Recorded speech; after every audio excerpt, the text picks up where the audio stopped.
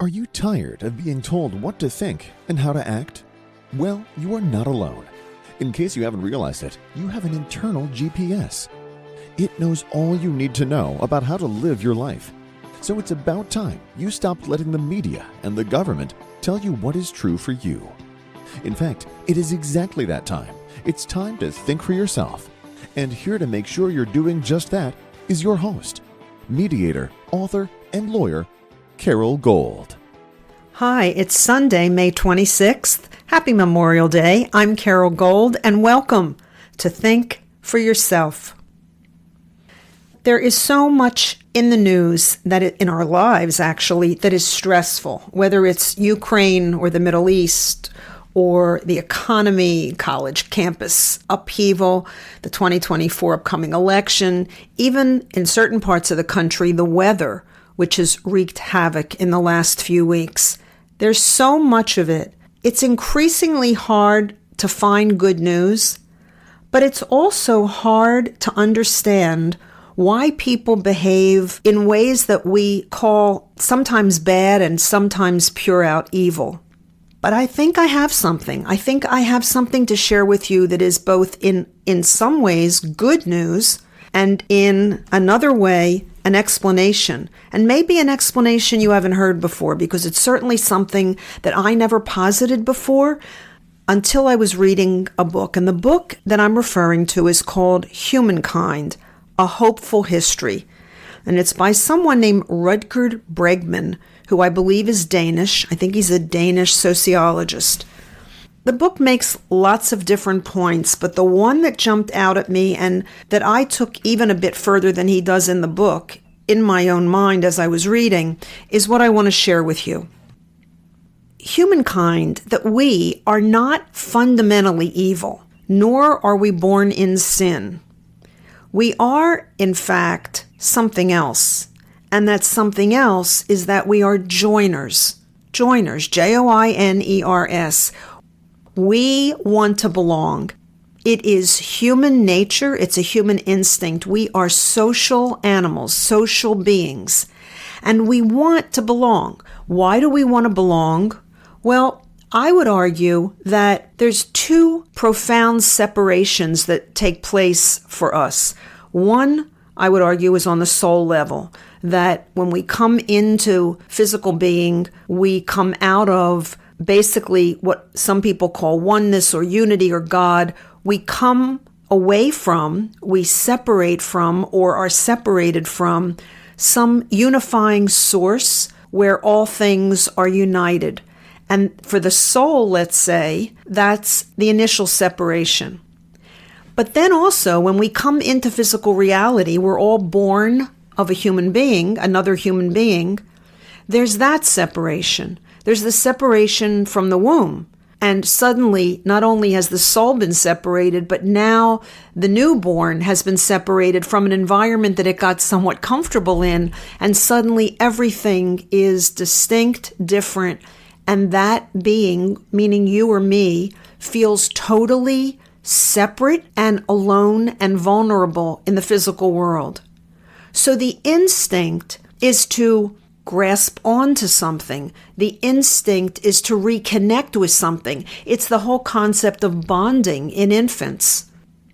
The other day I had breakfast with a colleague, and he has a newborn, and he was telling me how his little boy grasps at everything, is grasping, grabbing, knocking things over. And I shared with him what I'm sharing with you now, and I said, to me, that just supports the theory that we're all looking to connect to something, because I believe that infants, when they come into the world, and as I just said, feel completely separated from anything familiar that they've known in utero, in the womb, they're grasping at everything as infants do, because they have this natural instinct to want to reconnect, to join, to be part of something greater than themselves.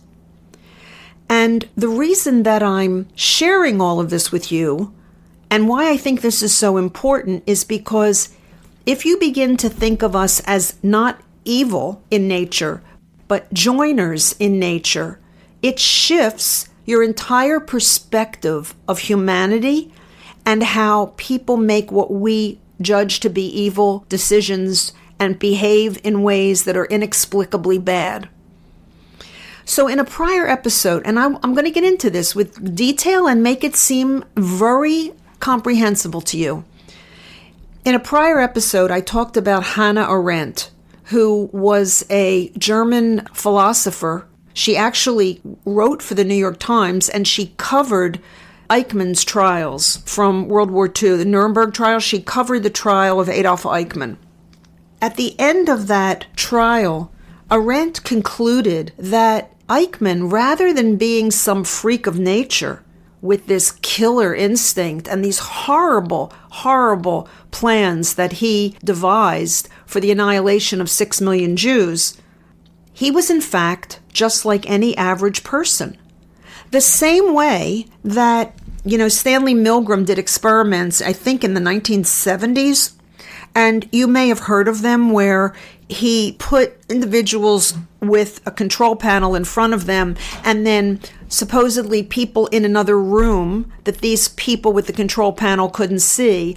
And the people at the control panel were to administer shocks, imaginary shocks, to the people in the other room who were hooked up to the electrical equipment.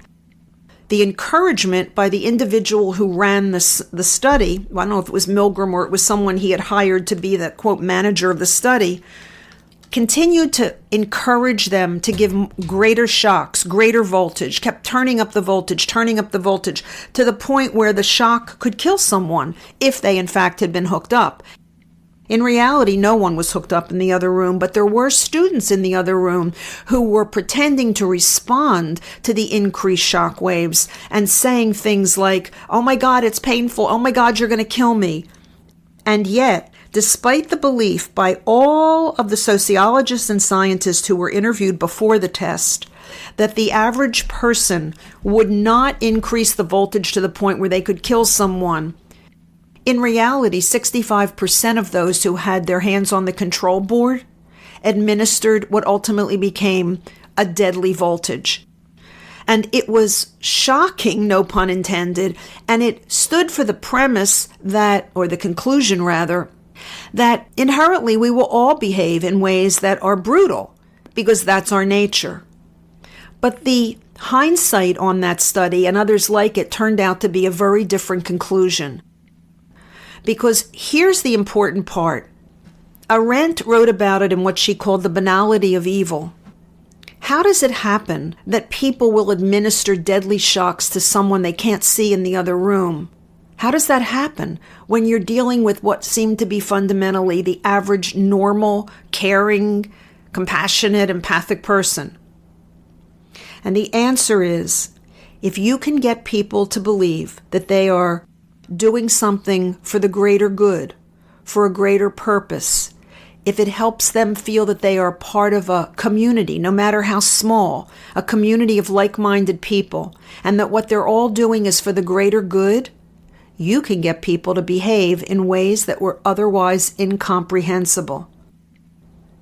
In the study that Milgram did, the person in charge who kept encouraging the students to administer greater shock and greater shock, he wasn't bossy. He wasn't authoritarian. He wasn't screaming at them to do it.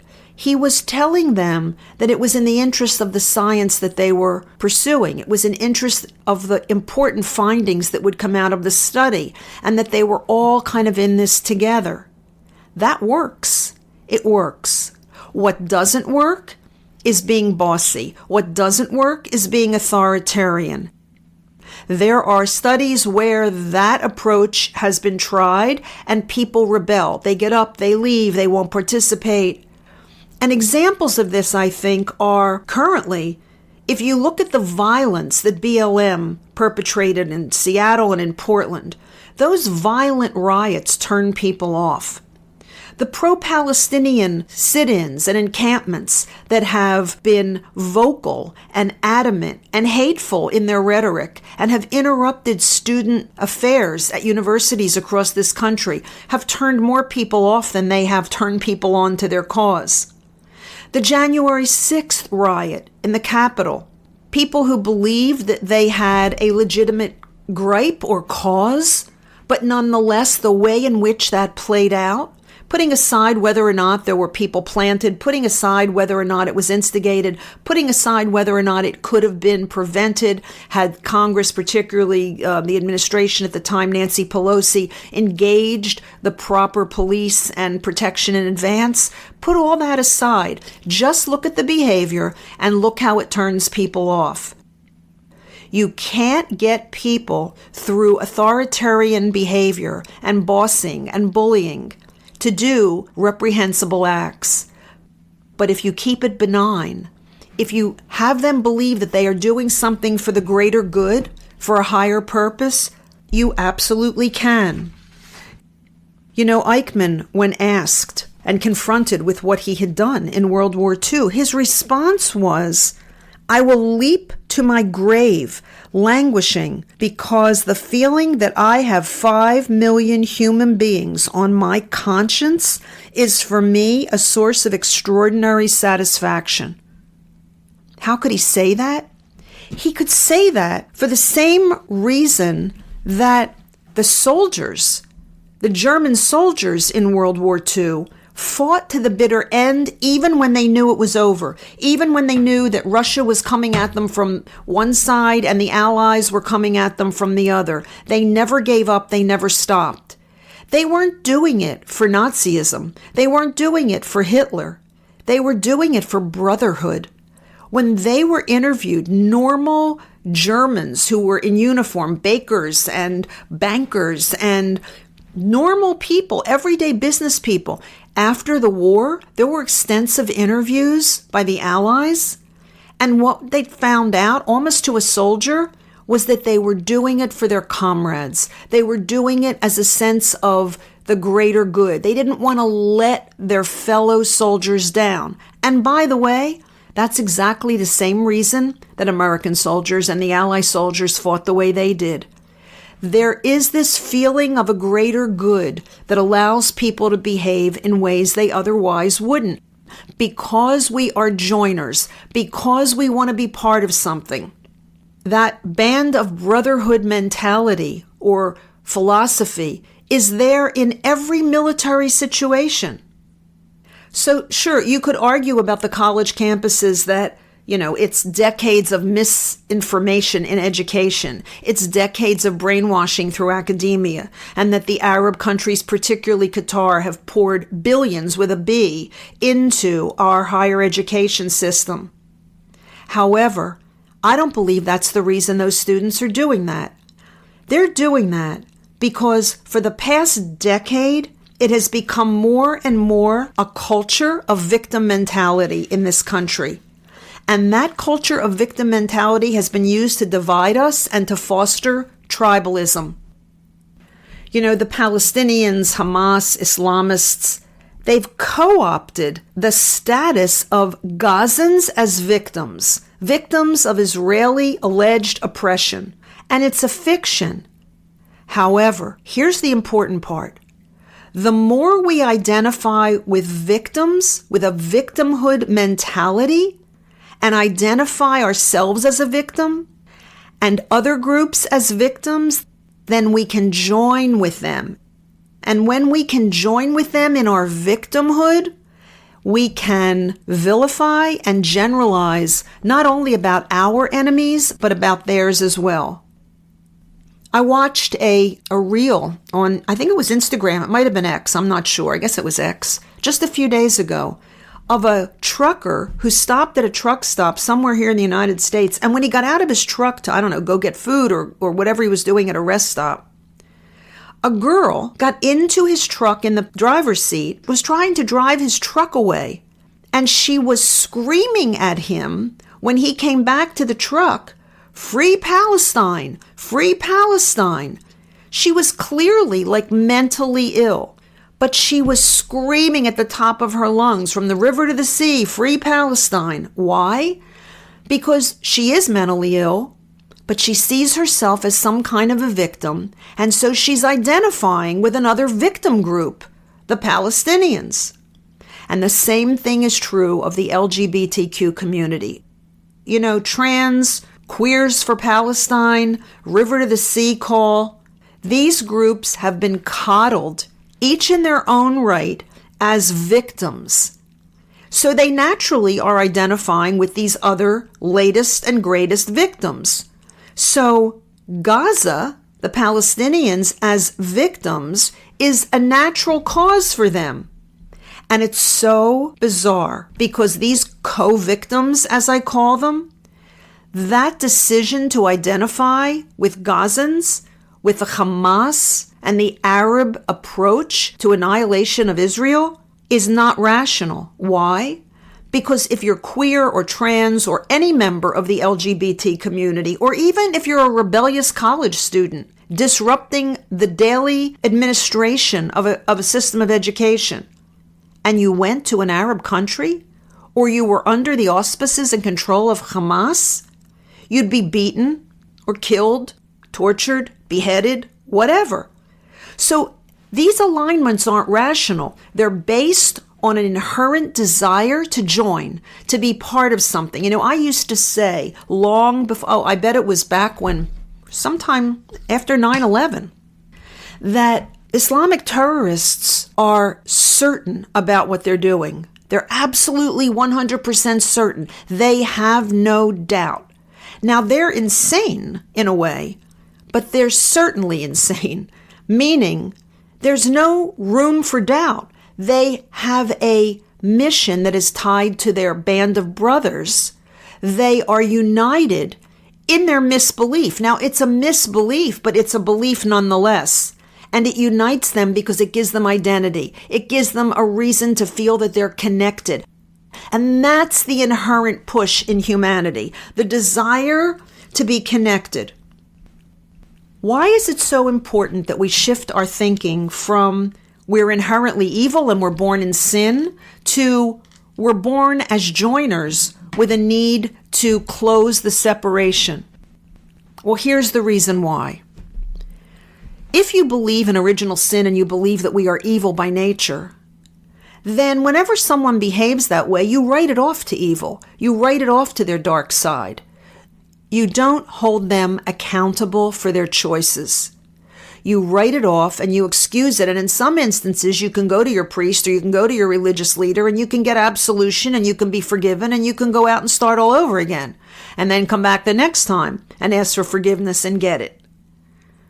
But if, in fact, the obligation is to the decisions you make because you're a joiner, because you have the desire and the need and the inherent push on a soul level, on a very deep level, to be connected, then you become personally responsible for the groups you join and what you identify with and the choices you make and the behavior that you exhibit in your effort to connect. And that's a very different road to hoe. Because in the first instance, there's no personal responsibility whatsoever. And in the second, there's total personal responsibility for every decision, for every connection, for every group, for every organization, for every decision we make that connects us to someone or something else. And I would say that if we humans have any shortcoming, it's that we like the easy way. We don't like the way that requires more personal responsibility. Imagine what the world would be like if all religions for all time had not been teaching about sin and evil, but rather teaching about the inherent need to connect, teaching us that we're not born sinners, we're born joiners. What a different world that would be, because each of us from the very beginning would be imbued with a sense of personal responsibility for the decisions that we make. I don't think the news will change tomorrow. I don't expect any huge shift in the way we're living right now. There's so many factors that are closing in at the same time to make the stress level incredibly hard to bear. But I am optimistic about looking at the world differently. I am, for the first time, able to see that there's another way to understand why we behave the way we do. At some point, you have to become personally responsible, no matter what has happened to you in the past. My dad, may he rest in peace, used to say when I was 21 or older, "You're 3 times 7 now. You're responsible for your decisions." And it can be a harsh approach, but in many ways, when you go through life, or anyone else does, blaming your parents or your dysfunctional family or the fact that you were bullied or the Israelis or whoever else you want to blame for where you are in life, it's not going to get you where you want to go. What gets us where we want to go is looking at where we are and making the most intelligent, life-supporting, co-creative decisions we can make for our own futures. The key to a better world is called personal responsibility. Again, happy Memorial Day. Bless all of those who have given their lives so that we could be free. Free to choose. Free to be personally responsible. Thanks for listening. I'm Carol Gold. I'll be back here again next Sunday, and until I am, think for yourself. Carol thanks you for spending your valuable time with her. It is her mission to empower you to remember how smart and capable you are. Be sure to check out Carol's website, carolgold.com. That's Carol with an E, gold.com. Please leave a review and subscribe here so you'll be alerted to Carol's next podcast. Until then, above all else, remember, it's time to think for yourself.